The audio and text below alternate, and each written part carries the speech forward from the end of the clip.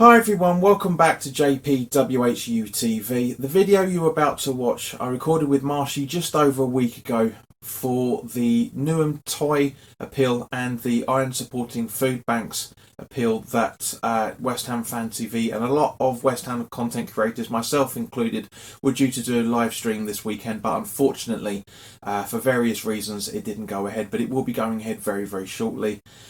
Within the next couple of weeks, from what I understand. We had a discussion about it. So rather than just having that content going up later than originally planned, I thought I'd put this up on our channel today so you can have a chat. Just basically listen to what me and Marshy talked about. Oh, there's a lot of, I'm not going to lie, there's a lot of personal things that I went into on this, something I never thought I'd ever go into. But it needed to be said from my own personal point of view, to expunge some of the demons and some of the opinions that people have of content creators on YouTube, shall we say. But anyway, guys, as I say, have a listen to this, and by all means, as always, put your comments in the comment section below. It'd be nice to try and get to some new subscribers.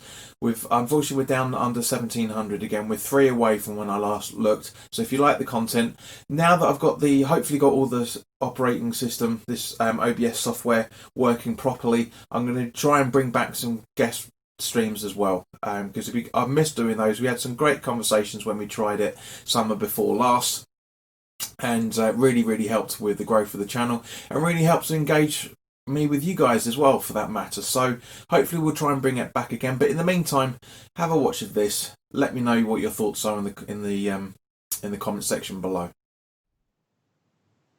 Hi everyone, JP here on West Ham Fan TV's 24-hour live stream in support of the Newham Toys appeal and also the Iron Supporting Food Banks. As you can see, we're joined by the man that Nick calls, Nicky calls the man with the most sense. Marshy, how you doing, mate? Yeah, good afternoon, John. Not bad. How are you? Very good, thanks, fella. Very good.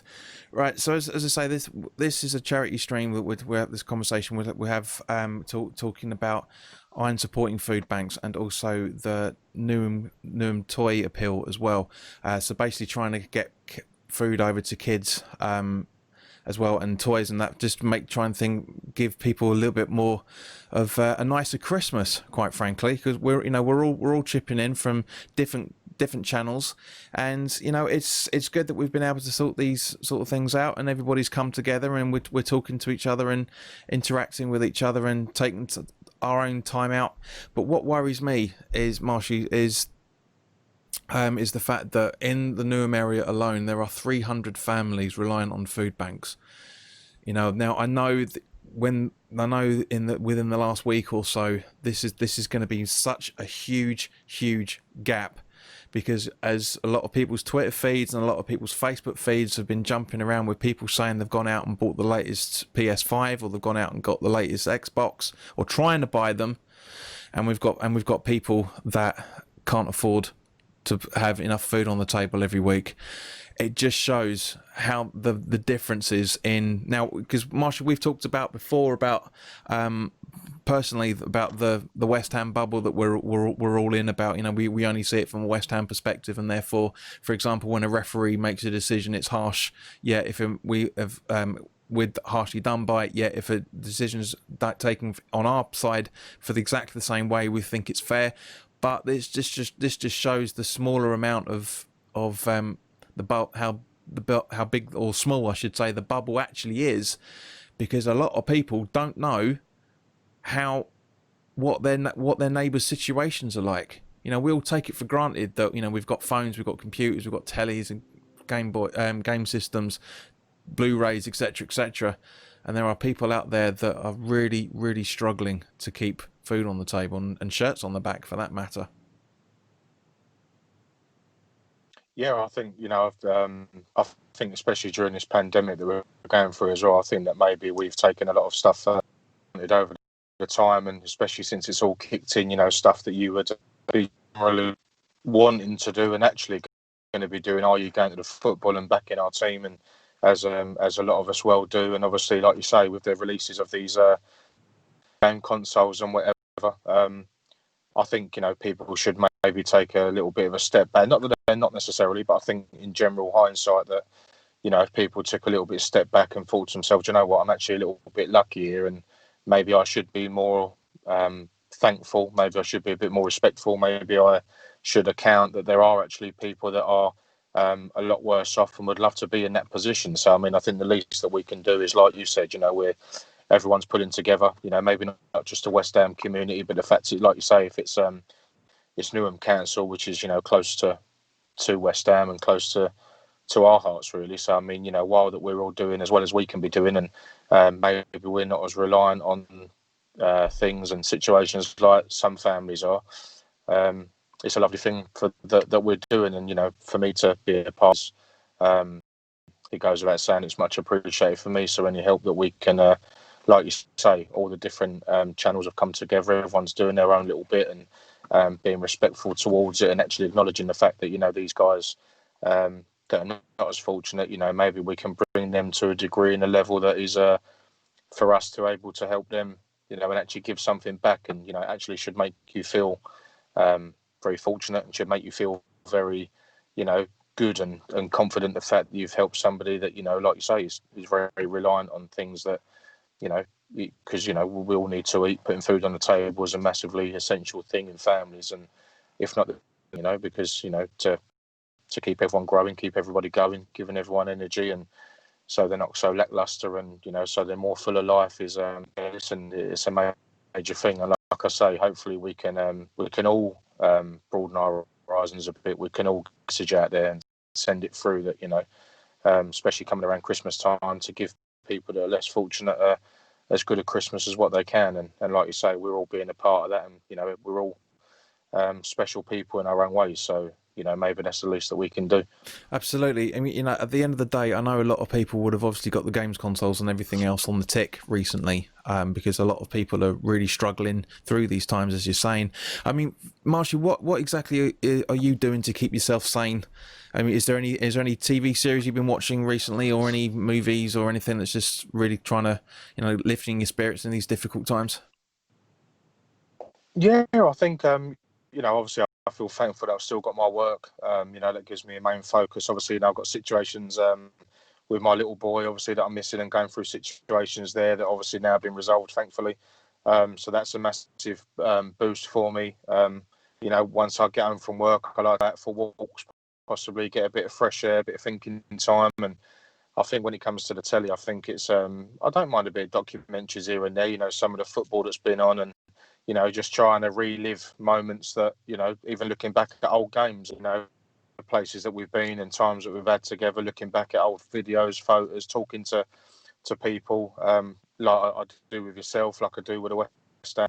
It's, and to be all talking and all, being able to sort of congregate without seeing each other in the flesh and talking over the same thing and sharing the same love. It's, it is uplifting, and hopefully makes us want to feel that, we can get back to doing what we do soon as possible, but obviously accounting for the fact that we are going through a situation at the moment that suggests that like we've touched on already, that maybe we should feel fortunate, and things that we take for granted, as soon as they're taken away, things that you wouldn't necessarily miss, and now you're in a situation where would probably a lot of us give our right arm to be back at the London Stadium, let alone sort of anything else that we're doing. So so it's important to keep on track. It's important not to lose sight of what's important, and at the same time, like I say, with the guys that are struggling a lot more so than others, I feel very fortunate for the situation that I can remain focused and channeled and sort of keep on the straight and narrow. But other people are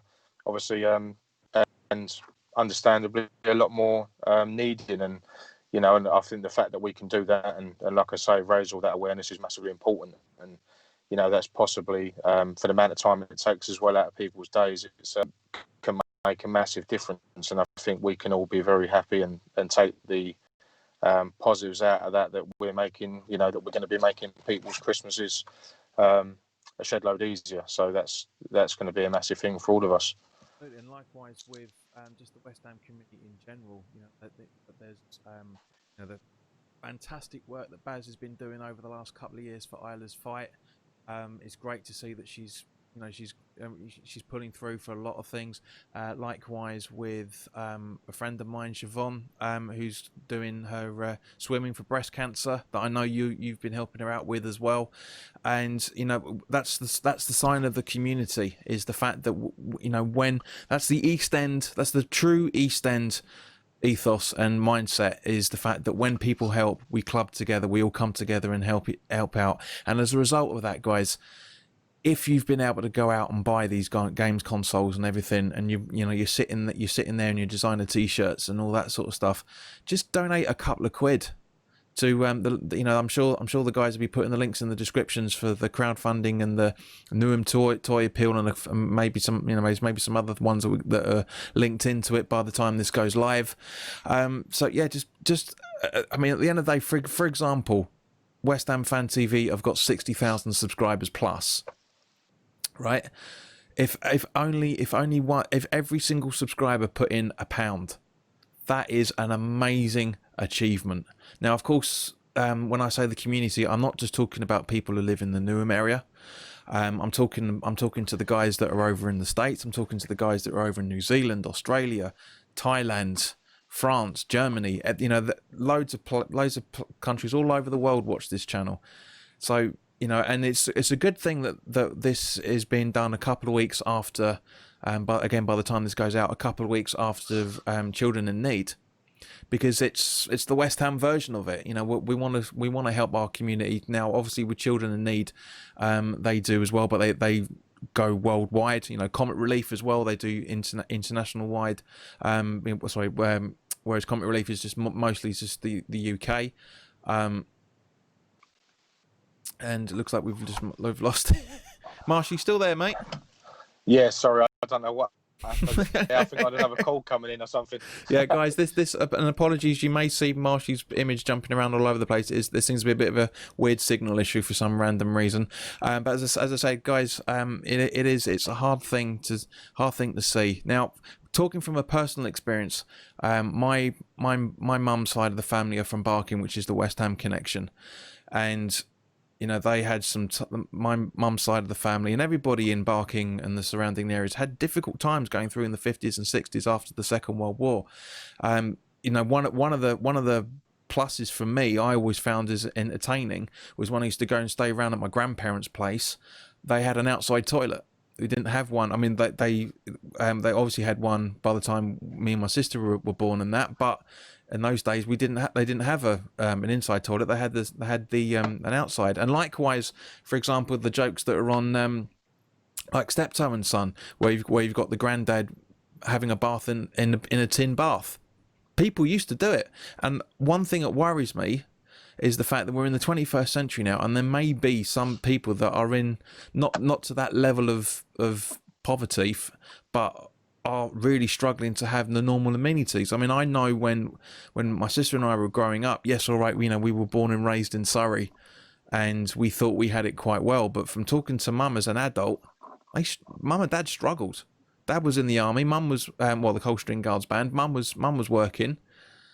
They struggled for a lot. She always said we were poor. We weren't poor. We were skint, but we weren't poor. We're always able to find money to have food on the table and make repairs to the house when it was needed and everything. But some families to this day aren't in that situation. That, for me personally, is the reason why I jumped straight on this when Nicky said he was announcing it. I was one of the first people to contact him.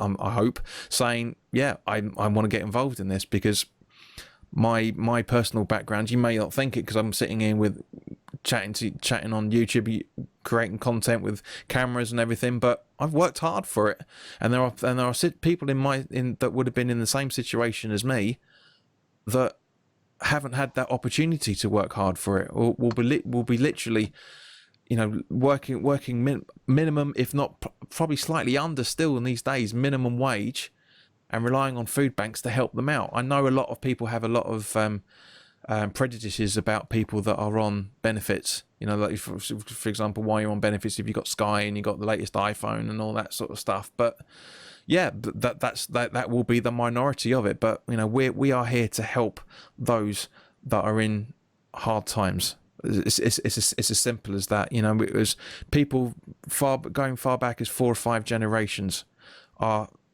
not every single person is as well off as you. Not everybody is in the same financial situation as you. They don't have a big circle of friends. They don't have a very nice place to live in, but they've got a roof over their heads at the same time.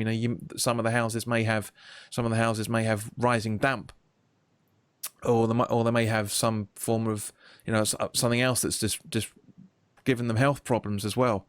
Like for example, it could be slum landlords as well, for that matter. They could be in places where the gas isn't working properly and it's causing people's health problems.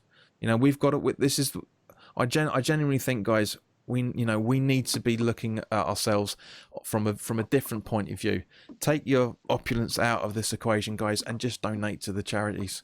Just, I say, just a couple. If you just gave a couple of quid, that was all. Yeah. As I say, listen to that, John. I think you brought it home very well. I think understanding the significance, obviously, the difference that, as you said, West Ham Fan TV are a major channel within the West Ham community, probably believably the biggest fan cam channel, and no disregard to all the other guys that are doing all their work, and much like yourself as well, that's putting all the effort in, and you've all come from somewhere. Everyone's got the backgrounds, everyone's got their upbringing, different environments and whatever, and I think it's important, I believe, that to understand that none of us are any different. More people have been a bit more deprived than others. People should feel a little bit more fortunate, but when it comes down to the nitty-gritty sort of stuff, nobody's any different, nobody's any better than anybody else, and we're all going through this life, we're all going through sort of traumas and different situations to deal with, and I think the Strength in Depth shows with regard to the way that we deal with that. And I think the fact that, and like you said, we've done a lot of funding for Ireland's Fight. Baz has done very well on that regard, and obviously a lot of other people have got involved in that.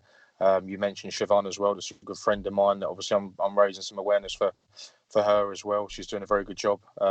She's working very hard.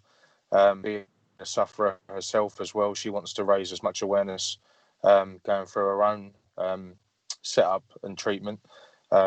So I couldn't be any more proud of her. I'm in daily contact with her, making sure that everything's all right, seeing if there's any more that we can do. And obviously then when you approach me for this, it's no more than an honour, really. I think the fact that we can all club together, and like you said, if all of the subscribers, even from your channel, from West Ham Fan TV, from Gio's channel, from Gonzo, from all subscribers, just donate £1. I think the reality is that having all the new consoles is all well and good, having everything else, having the designer clothing that you suggested that are on there,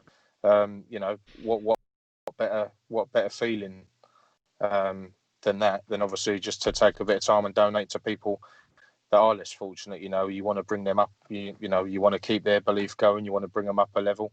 They may be a lot more sort of downbeat on the confidence and just the way that they live their life. And as I say, we need to all be clubbing together in order to do that. So when this goes out, anyone that's seeing it, anyone that's listening to me and John, and to various other conversations that people are having, listen out for links, look out for certain donation pages, and like I say, you scroll past anything that you see with regard to donations to food banks, and just giving something back to people that maybe not as well off as you. And if there's anything that you're going to do on a daily basis, then look out for the links.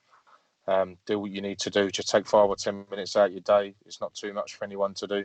It shouldn't be too much for anything to do, anybody to do. But let's just keep battling on. Let's keep pressing on. Times are difficult for everybody at the moment in their own ways and means, and it's finding ways to overcome that and keep the mind going and keep focused, and so we don't come off track. And if certain things that we can be looking to do, then why not? At the end of the day, you're going to make people's Christmases a lot more bearable. You're going to make them a lot happier.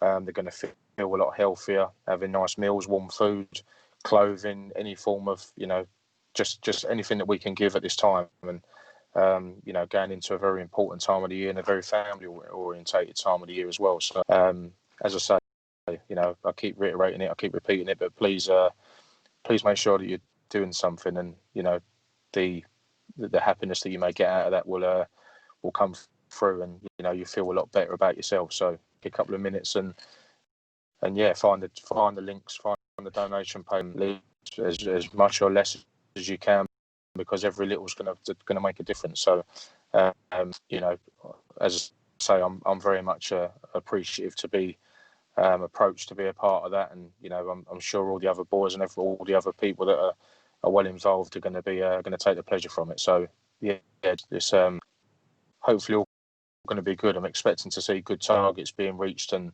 a lot of money being raised. So while we're raising for Isla, while we're raising for Siobhan, let's get going to the food banks as well, and make sure that we know that that's as important.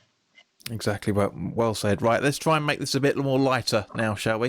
Hey, let's try and make it a bit more light. We've had the heavy portion of it a little bit longer than I was originally intended, but I genuinely wasn't planning on talking about my personal side of it. But as I said, it was just just something I had to get out of my system, because it's there is a lot of ignorance when it comes to what people's situations are in. Everybody thinks that, like you said, mate, nobody's better than anyone else. Nobody's worse than anybody else, but there's a lot more people worse off than we are. Simple as that. Right. Now, the worrying thing is, mate, is, again, by the time this goes out, it would have been 9 months since we were at the London Stadium. 9 months, man. It's been absolutely unreal. Absolutely unreal. Now, obviously, because of Project Restart and everything, I was actually thinking, because when we talked about this the other day, I kind of went away and thought about a few things. The only downside I'm guessing was since the restart itself. Like, for example, our first game when we got smashed by Wolves, we got smashed by Spurs, we got smashed by Newcastle home and away. With the exception of the Newcastle home game, we performance-wise, we ain't been too bad. We haven't been too bad. I mean, what your thoughts been over the last 6-7 months of football? Yeah, I think, like you say, I think significantly, since the Project Restart, I think that's given us a bit of time to obviously prepare for games, and obviously Moyes has tactically changed things, and we've actually had a plan A and a plan B, which obviously is not something that we are sort of used to. In our setup at West Ham, we sort of tend to, whenever we fall a goal behind, it's heads down, and we don't quite know how to sort of battle back. But I mean, the commitment, desire, and I think the passion that we've been showing, especially since the Project Restart, we was in a bit of a hole. It was very black, very bleak, and we've needed to up it. And I think the players have shown that desire and commitment. And it just goes to show that, when we are backs to the wall, because obviously last season we haven't had the greatest time of it. We was in a bit of a dogfight at the bottom there, which again is something that we're not used to, are we? Being West Ham supporters. So we had a job to do in order to get out of it. And I think that everybody involved at the club, and obviously mainly the players that are bringing the points home, but all the managing, the coaching staff, all the preparation that goes into it. We were seeing sort of a much more enjoyable time watching us, and the fact that obviously we can't be there is a major miss. And I'm obviously hoping that it isn't just a case of the fact that we're not there, and things are not going to change too much, because we've obviously started the new season very well. The last sort of I think we got written off a lot, as we spoke about last week, and when the fixtures come out, I think everyone was on a bit of a down. I think, mate, like the first 6, 7, 8 games are, as we huge. Spoke about a couple of days after the fixtures came out. I said a maximum of, what did I say, 4 points by the end of October. Yeah, and I think you said either 37 or 38 by the end of the season. Yeah, that's what I genuinely was thinking. 8 or 9 games, and and to be honest with you, I'm glad, and as everybody else would be, no doubt, just to the activity that we showed in the game. We were creating chances. It was like watching a completely different West Ham, which was refreshing. And as I say, this will go out obviously with the Sheffield United game in mind, and that's going to be another tough game. I think they're bottom of the league. They're struggling a little bit, and they're looking for their first win of the season. Hopefully a few bodies coming back in with Ogbonna and Antonio especially.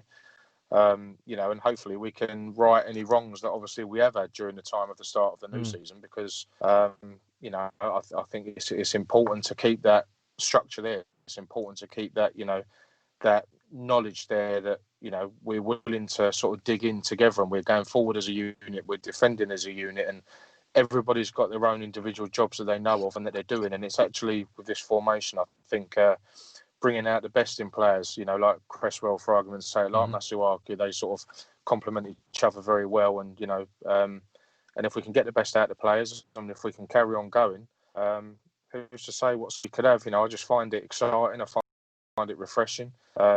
Moyes obviously wasn't the number one target of managers that a lot of the support and fan base wanted, but I think at the moment, hats off to him and fair play. I think he's obviously got the team the way that he wants us at the moment. We're playing to that degree and knowingly that that's what he wants to get out of the games. And like I say, having a game plan, it's all in the preparation and turning up and putting that onto the pitch side of things. I think players have been instrumental. And we just got to keep enjoying it. We just got to see how far we can actually go. Now, you see, this is it. For example, when you think about the summer transfer window, all right, we didn't do a lot of work, but the signings that we did bring in, albeit not many, obviously we made Souček. Souček was a permanent deal. We got in Soufal as well, for that matter. Ben Rama and with all the usual sort of malarkey that goes with West Ham on deadline day, and we've got it. I mean, hopefully by the time this goes out, we'd be playing the Villa on the Monday, so hopefully he would have had Ben Rama would have had a bit of a run out with the Sheffield United game. Now, and as a result of it, we're actually starting to get a side where we can tweak the formation here and there. We can have a bit of a words here and there. We can have a bit of a bit better style of play. And sorry guys, I just need to sort Marshy's framing out because it's going all over the place at the moment while you're talking. It's jumping in, jumping out. Let me try and there we go. That's a bit better. Yeah, so as I say, just with it, we're having we've got a side now. All right, just the 11 rather than the squad, but we've got a side where we can swap one player and go from a 3-5-2 to a 4-5-1 to a 4-3-3, all by moving one player around. I absolutely love this idea now. This is the sort of West Ham that we used to see under like Pardew, Kerbishley, even under Redknapp for that matter, where we had a very, very flexible side. Yeah, like you say, I totally agree. I think the fact that we can just remove one player out of it, or maybe someone that isn't putting their weight in a game, or even obviously during games, and we need to change it up a little bit depending on obviously how the game's going and how we're faring and whatnot. Because I know that Moyes seemingly tries to match the opposition, like going back to the Arsenal game, before the lockdown. I think he went to match them. Obviously, playing them this season again, we narrowly lost 1-0. We arguably shouldn't have lost that game. We're creating chances. So, like you say, to be able to bring one player out of it and then sort of change the dimension, gives us another option. And the fact that we have that again. Well, when I say refreshing, I think it's across the whole thing of it. I think it's the outlook of the game. I think it's tactically, formation wise. I think even swapping a couple of the players around. You've got obviously the likes of Ben Rama, that's been exciting. You've got the likes of Bowen on the other side. So we've actually, with the introduction of width as well now, which I think we've been lacking since them days that you suggested of old, like with Benny and Everington and players like that. They would provide us that sort of width and then being able to get the ball into the box for players, i.e. like Haller now, who sort of hasn't had the service at the moment, but hopefully, what with his Ivory Coast involvement, he can sort of grow the confidence and gain the confidence to sort of move forward and to help sort of us out by where he's needed and called upon. And I dare say that he'd be ready. So yeah, I think it's like I say, I think all round it's a very good time to be supporting the club. I think away from the fact of the owner side of it, which seems to, by the way of not to put a negative on it at all, but that seems to have died a death a little bit. I think is probably the right terminology with regard to the way that they've run the club, the broken promises and stuff like that. Maybe it's just a case of we're playing well at the moment, we're picking up some points. I think if it wasn't, it would be more on their back. And I think at the same time that we're playing very well on the pitch, I think it's massively important. And not to suggest that people are and supporters are, because I don't think we would forget that, but it's important as well not to lose sight of what's important on that side of it. And there's still a job to do where that's concerned with the owners and we really want people that have the club's best intentions at heart, and I think it's fair to say that they don't. Although we've had new players in, and like you say, the introduction of Ben Rama, Kufal, Souček on a complete contract now, on a permanent deal, which is a deal from before, loan with a view to a permanent, same sort of thing as Ben Rama, but I believe we actually have to sign Ben Rama at the end of play. So hence I think the $4 million stumped up front now. But yeah, like I say, mate, I think it's refreshing to be a supporter of this club at the moment, and long may that continue. Really. Yeah, completely. It's usual stuff. I mean, the funny thing is that there was a very, very good video that Gonzo did, as I say, last week as far as this recording is concerned, yesterday as far as you and I are concerned at the minute, where he was talking about the Sullivan and Gold interview when they took over the club, blaming the previous regime of, for example, blaming the previous regime of borrowing money from 2 seasons ahead season tickets, when it's been confirmed that the owners are doing that for next season. And like there's as far as I'm concerned, there's going to be a lot of people that are going to agree with me. There's going to be a minority that will disagree with us, what we're about to talk about, but it hasn't gone away, mate, at all. It hasn't. It's just the fact that I've over on my channel, I've praised the owners when they need praising for doing the right things. For example, keeping everybody in employment over the first lockdown, and likewise the way they've been doing it now. Understandable that as a result they've had to take loans out, over £100 million from what I'm understanding, in order to make sure that the wages of the players are being paid for. So it just proves that we are 10 years down the line.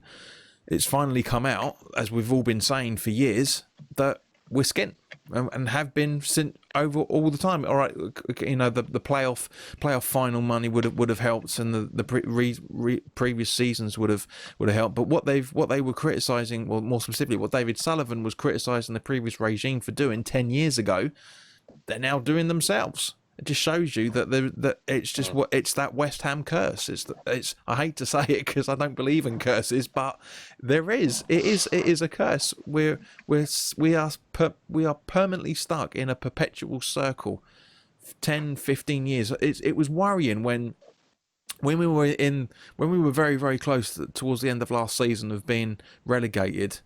It was awful hearing that we haven't gone a decade without being relegated.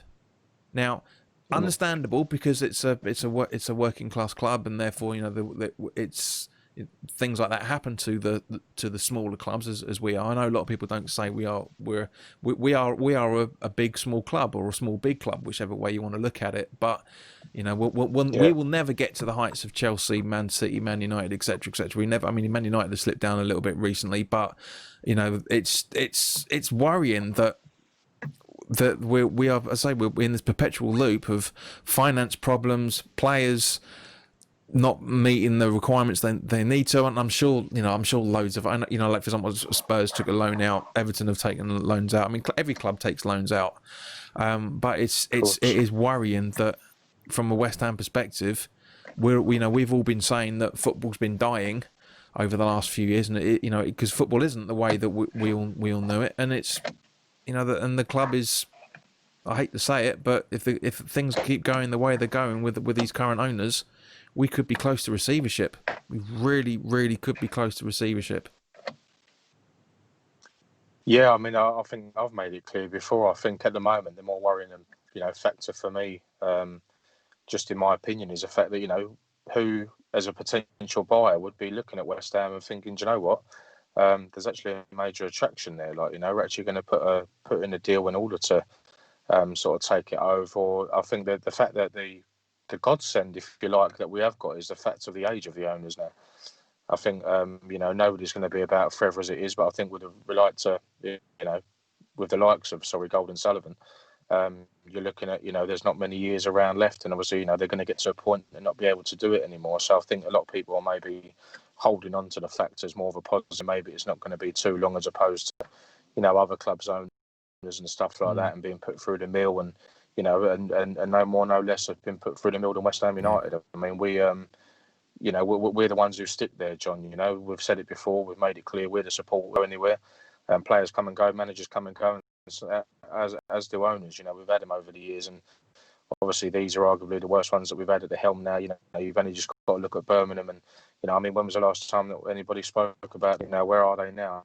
You know, they're not their fault, not their supporters' fault. They're sticking behind their team, and hopefully they can get somewhere back again soon. But I mean, with regard to us, we don't want to be the next Birmingham City, with all due respect. Like, you know, we want to be a side that, like you say, we're the biggest small club, or, you know, we're the smallest big club, or, you know, with that sort of mentality. We only want to be pushing forward. So let's, you know, let's hope that the supporters one day will be given something back. Because, like you say, I think in this day and age, with the likes of, like you said, Chelsea, Man City, Liverpool, Arsenal, Tottenham, you know, even Everton now pushing on, all getting loans and all borrowing money, and, you know, all to progress their football club in the right way. But I think with regards to us, it's not been done in the right way. I mean, you know, I know we'd probably give a right arm now to London Stadium at the moment, given the, you know, circumstances in the world at the moment.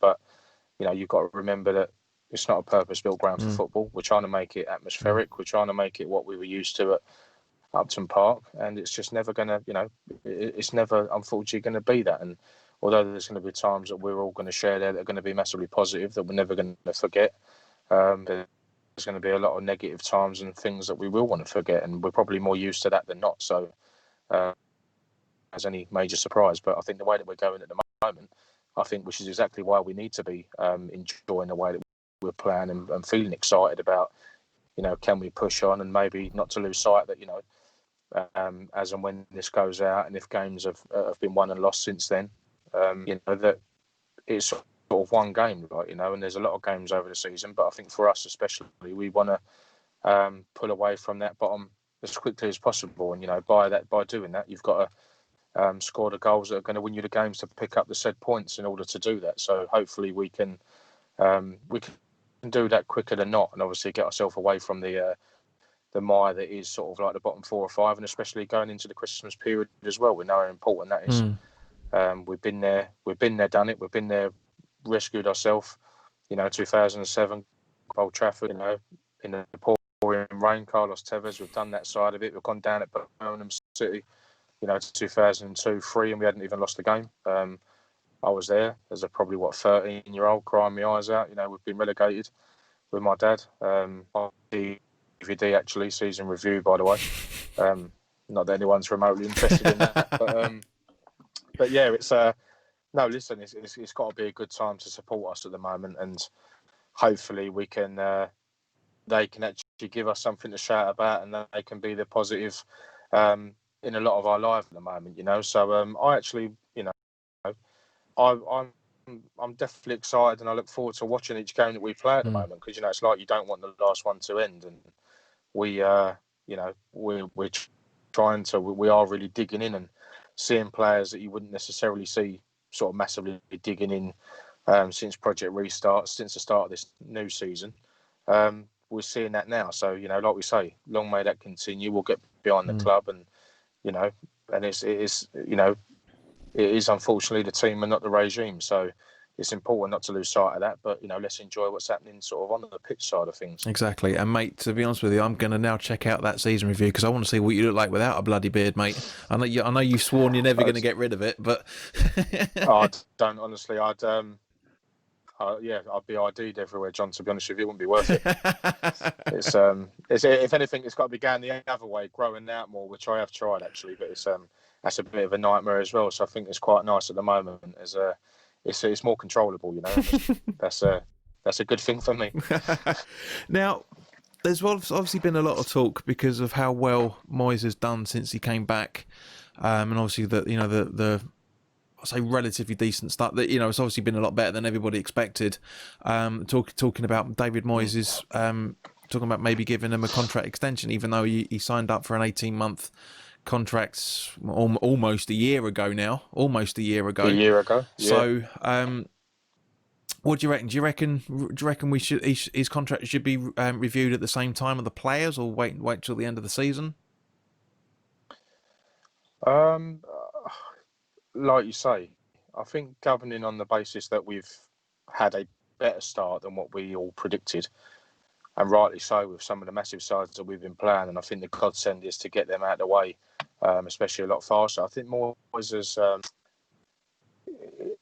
maybe come under a lot of unnecessary scrutiny, like, a lot of negativity. And, we seem to pick up, unfortunately, when he was tested positive for the coronavirus. And people were saying, maybe it's better that he stays at home and whatnot. But then we seem to be picking up as well since he's been back. So not to interject, mate, but to interject. But did you see the video that Creswell did with Tubes the other day?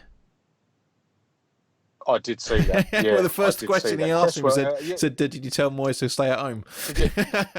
yeah, I was going to say, did you or anybody else, be telling him, listen, just stay at home. We're doing very well at the moment. But I think, and since he's, it's been a bit of I say revelation is a bit of a maybe loose term, but he seems to have us playing very well at the moment. And I think if contract situations were to come up sooner rather than later, I probably would look into Moyes. I mean, I'm not one of them that generally agrees with the fact that over my time supporting the club, I mean, we've seen various new managers. I don't think that's very healthy for any club. Obviously, if you're not playing very well at all and the chips are down and, you're only going to be going one way, then that's inevitable. But I think with us, we, maybe if that time is to come around with the players and their contract extensions and negotiations that could happen and be sorted, then I think maybe more should be accounted for as well. I think maybe they need to sort of tie him down a little bit longer. People, will be watching this when they are saying, that what's he going on about and stuff like that. But for my personal opinion, I think I don't actually mind Moyes. He may not have been the right man at the start, but I think as he's got his feet more and more under the table, he's got more comfortable. He's got his backroom staff there. He's actually, like I said earlier in this chat, he's got us playing in a way that is that suits us, and it brings the best out of players. They have a lot of confidence in him, and what's important as well is that when you hear from the player, they've got the faith in the manager. I know they're not going to turn around and say they don't, but they're clearly playing for the manager. That's a pivotal point as well. It's very important that they're not losing sight of the fact that he's the manager. He makes the decisions. He wants what's best for the club, and people like that you need to look after. So I think, in answer to your question, I think Moyes does need to be accounted for with negotiations with a new deal. I think hopefully we can keep him for a little while. Hopefully he can, sign more players that he wants, and then maybe he can be looked at a little bit more, because you can never really base a manager around players that he's had to work with that wouldn't necessarily be his players, So I think it's fair to say that once he's able to bring in a few more bodies and identify the sort of players that he wants and hopefully get them in the door, in the transfer windows, then maybe we can have a little bit more of a say on him then. But yeah, with regard to that, I think we do. I think we've done time down into a new contract. Yeah. For me, I personally think it should be at the end of the season. I know the reasons why you said it, and I totally agree with what you're saying. I just know from previous experience with the club, especially with certain ITKs. What was it, 6-7 years ago, saying that the club, weren't exactly happy post giving Allardyce a longer extension. They regretted it after a little while, giving him a longer extended contract, possibly because they probably had somebody lined up to replace him, and then they realised actually no, we can't do that because we have to pay Moyes X amount. Have to pay Allardyce off X amount of money. But at the same point, yeah, I wouldn't be. I've really criticised Moyes in the Moyes appointment, not Moyes himself. I mean, apart from his substitutions and a few strange choices every now and again during the games for tactics and everything, but for me and a lot of people, including those that are on West Ham Fan TV, Moyes wasn't my first choice. No. But he's our manager, and I backed him the first time round. I thought he did a good job the first time round. I thought he was harsh that they didn't renew his contract. Hence him having an 18-month contract and what seems to be a lot more power than he did last time. But as I said, with a manager, you can't really talk about a new contract 4 or 5 games into a season. deciding a new contract on 4 or 5 games of the season. You need to give them the full well. But as I say, if it comes out in January that they've given him an extra 6 months extension or a year's extension on it, I'll be happy with that. I like Moyes, as I said. I think he's a good manager. Not the direction that I think we need to be taking in. It is in some regards, like for example, this so-called young and hungry squad that he wants to put together, which is kind of slowly doing it. But as Gio quite rightly said a few days ago, we've got the second or the third oldest squad in the league. So we know it's going to take time for everything to come together and to fruition and everything. But talking of contracts, though, mate, it's a little bit worrying that this is Noble's last season and there's no rumours or anything coming out to say that they're renewing a new contract for him. Would you really, really want to see Noble retire from West Ham at the end of this season when there's a very good chance that none of us are going to be there to say thank you to him? When you put it like that, and in that respect, we would obviously all love to be there. He goes no further than being a club legend, a cult hero, a local boy, played for West Ham all of his life. Whether that's up for debate, who knows? But the essentiality is that, he's, you cut him open, he's claret and blue like every one of us are as well. He knows exactly what it means to support this club. And although the inevitability is that he's going to, one, end his time with us, to this being the end of his contract, could they potentially put him on a role that's, until such time as we can get back on, and maybe like an Andy Carroll sort of pay as you play deal and whatever, just to keep him involved. And obviously he's not playing as many games now. He's certainly not starting as many games and not having too much involvement, unless maybe I think he's normal to come on and shore games up. But I mean, it would be a bit of a worry to see him sort of hanging his boots up. I mean, hang his boots up playing wise in the first team. But as I think, nobody can help this situation. I think that we, maybe they would put on a situation where we could all actually say thank you. I think with Noble, it's a totally different concept, and not to have him treated totally different to any other individual that plays for our football club. I think, as everybody well knows, and I don't think anyone would have a real problem with us having that celebratory setup for him to do that. I mean, let's hope that they've actually thought about that as well, John. The club won't be stupid with that. I think they'll, everyone's saying that they've got to look after him, including me. I've said it before. They may need to. I think there's been speculated over the last months or half a year to suggest that he's been training some of the academy boys that are trying to break through into the first teams and reserve teams and getting higher up in their positions, which can only be a good thing. It keeps him keep his fitness going, and when he is called upon in the first team during games to hold on to leads, or when we're in front, and the job's really done to shore things up, and he can use that experience to hold our games out. I'm just hoping that like I say, the club have thought about that thoroughly and understand the fact that I think he's 34 now. Believably, I think and this season probably, if times were different and we obviously were all able to attend the games, then I know we wouldn't be having this conversation. But then obviously it would be the right time in order to say for him to sign off, and especially on what would be a much better season. I mean, already people are suggesting that it could be like the last season at Upton Park, how well we played then, and maybe it could be like that. But I'm hoping that either way, whatever the situation is going to be, that we all get an opportunity just to show them exactly what it means to us, and hopefully they can put something together there. And if it is a case that we're not to be there for the games until maybe next season, then something's got to give in that respect. I mean, you couldn't just let him hang the boots up and like nothing. I think he knows full well that the supporters are. I think every single supporter is well behind Noble. I think with the case scenario of playing in the first team, I think that's up for debate, obviously, because he's getting on a bit.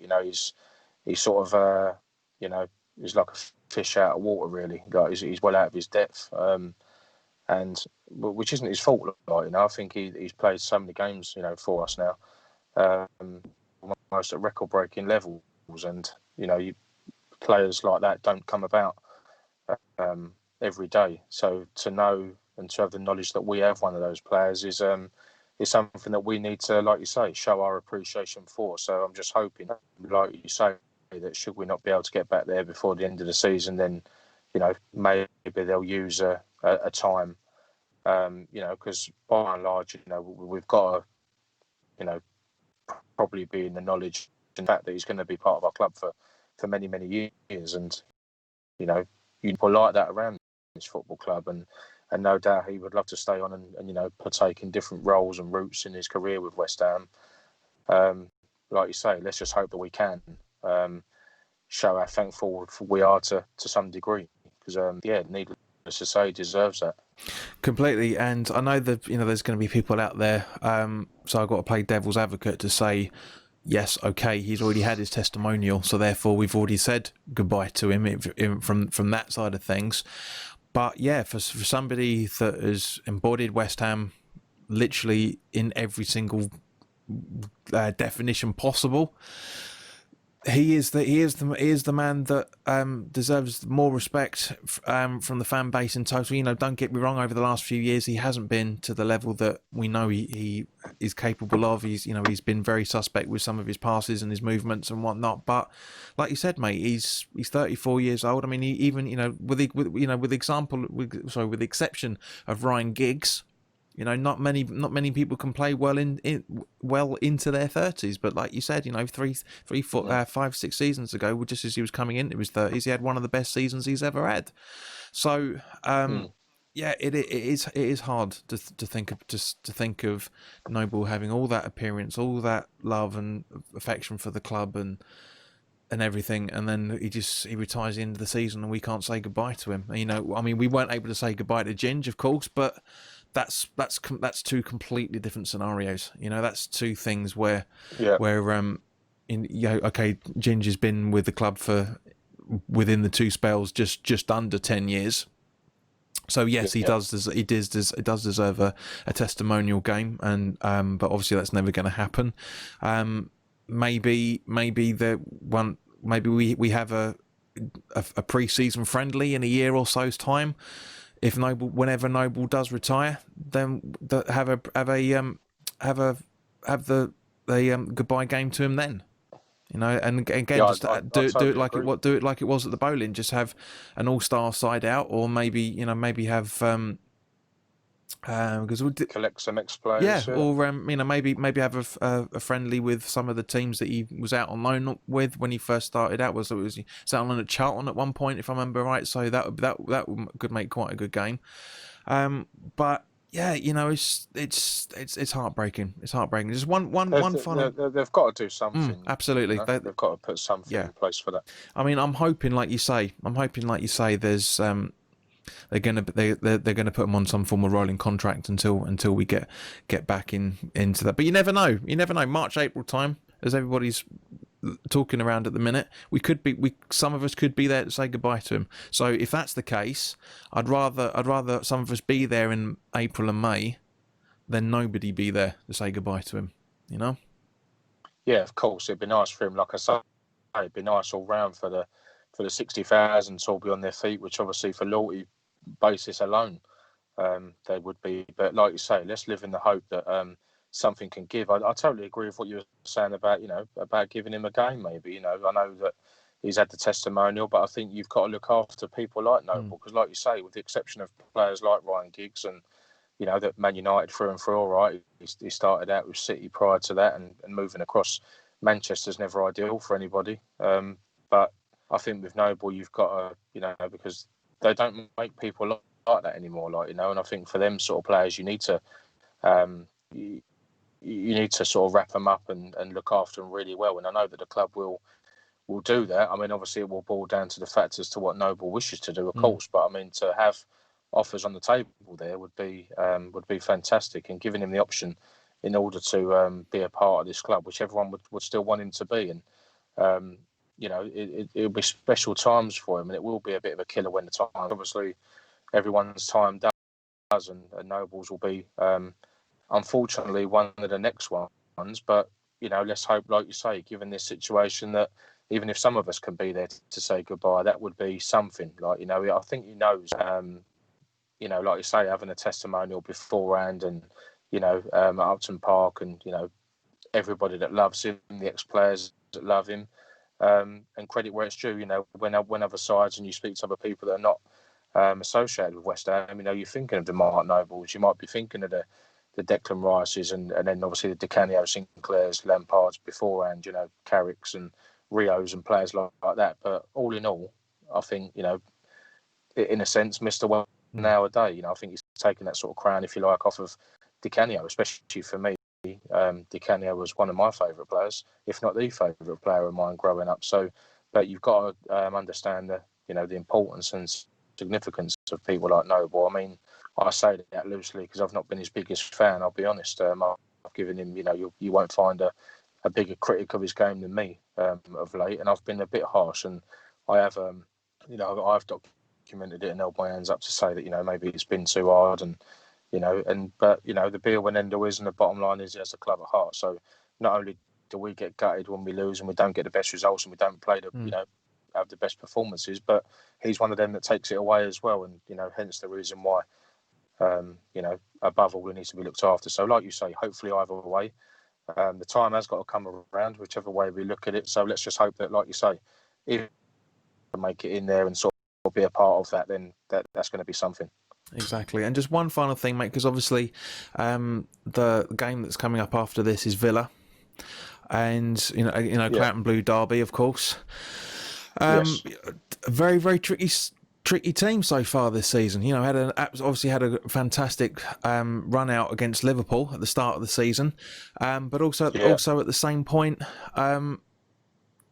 haven't really kicked on as far as I know. A lot of the Villa faithful would want, because sometimes they've lost a couple of games that on another day they wouldn't have done. I mean, that's what happens in football. You have off days and you have great days, but obviously one of their new signings, Ollie Watkins, was a player that we were heavily linked with until obviously you went there. Understand the reasons why now, of course, but missed opportunity for you there, mate. Is he? Yeah, massively. Yeah, I think I don't think they tried hard enough, John, with Watkins. I think again this is another conversation that we've had previous to this, and I think Watkins proved his worth for Brentford. He was playing as a part of a very good side, and some people I've seen argue the fact that maybe we've signed the wrong one in Ben Rama, and maybe we should have put all the eggs in the Watkins basket, so to speak. But fair play to Villa, they're a good side. He's instrumental in it. He certainly knows where the goal is. He knows what his job is to do, and he's getting that singing in the goals. And to score, what was it? I think he got a hat trick against Liverpool. He did, yeah. On his pretty much his debut, wasn't it? Really, goals alone, and exactly. And for and Liverpool are Premier League and European champions. Let's not forget. Not that anyone would, because that is the way. That's what we're dealing with at the moment. But their teams are there to be beaten, and Villa have whitewashed them. They've since won at Arsenal 3-0. Kept a clean sheet. They scored good goals. They've got good players. Dean Smith has obviously got a work ethic there, and he's got a setup that's that Moyes is trying to introduce similarly to West Ham. Not as such the way that the Villa play football. With totally different players, but that they know their jobs and they're very well drilled. They're very well prepared for games. And listen, it's going to be very tough. I think that the home advantage may suggest that we'd be able to go at them. I know we finished our season last season with them staying up. Grealish obviously is another major character and player for them that done that. Against us, and maybe thought they'd won it in the end there. Yet we rescued ourselves. But it's a very tough game. I think all of these games in the top flight are, you can never predict them. You'd expect maybe bigger sides to beat sides that have just been promoted, but Aston Villa are a side that are clearly showing that they're not to be messed about with, and they're not here to mess around. They're here to get in and get out and win the games whichever way around they need to do that, whether that's nitty gritty and right down to the wire, or whether that's obviously putting a bit of daylight between them and who they're playing. And as I say, by the time this goes out, that's going to be us. So hopefully, as I say, if we're coming off the back of a good result against Sheffield, then let's make sure that we prepare for that. And Moyes will, the coaching staff and Moyes will be doing their own work, and you can tell that they'd have game plans against certain sides. They'll look at the way that they prepare, they look at the way that they play football. You know, they obviously work on the counter attack. They like to get the ball up to the top as quick as possible. And like you say, Ollie Watkins, danger man. So I mean, if we, like anything, John, you know, I think if we can prepare in the right way and we can keep players like that half quiet, then as the saying goes, you're halfway there. So we can, you know, we're defending very well at the moment. If that's something to go by, you know, we're solid at the back. You know, we're showing that solidarity. We're showing that, you know, partnerships and trebles, in a sense, with the three at the centre halves, with the way that we go about our game are playing. Then hopefully we might be able to keep him quiet. But you know, give him a sniff, and you know, he's going to take a mile. So we've got to be up for that one. And I think, you know, as I say, them games are as hard as the ones in the top 5 or 6, and we've acknowledged that fact. We've already been playing those teams in the start of our season this season, so it'll be a tough game. But obviously, we'll want to win it, and if we can win it, then you know, I think we'll realise that, you know, we've actually got a big 3 points there if that is to be the way that turns out. Absolutely. Well, unfortunately, mate, we've gone a bit over time in more ways than one, unfortunately. But Marshy, it's been great talking to you as always, guys. Mate, it's always been good. Always good to chat to you. And I'm finally glad we've been able to sort this out, guys. I hope you really enjoyed this video. If you've enjoyed it, by all means, please do click the like button. If you haven't subscribed to West Ham Fan TV, why not? Because I'm sure the majority of people have as well. But in the meantime, guys, look after yourselves. Thanks for your time, and we'll see you very soon.